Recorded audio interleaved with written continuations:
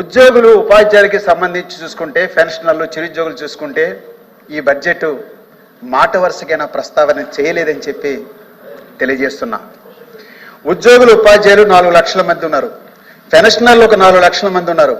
Contract ఉద్యోగులు 1 లక్ష మంది ఉన్నారు. అవుట్సోర్సింగ్ ఉద్యోగులు 2 లక్షల మంది ఉన్నారు. స్కీముల్లో పనిచేసేవాడు 4 లక్షల మంది ఉన్నారు. మొత్తం 15 లక్షల మంది కూడా ప్రజల్లో భాగమని చెప్పి చెప్పదలిచింది.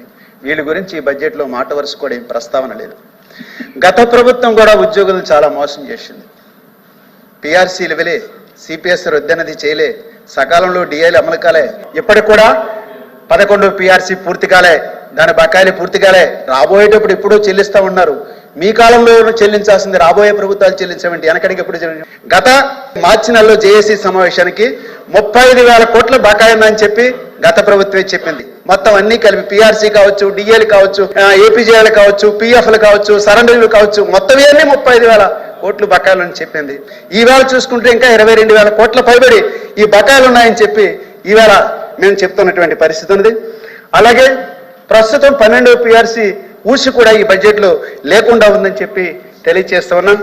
ఆ రకంగా చూసుకున్నట్లయితే ఈ ప్రభుత్వం కూడా ఈ 12 లక్షల మంది ఉద్యోగులకు సంబంధించి మాట వరుసకు ప్రస్తావించలేదు.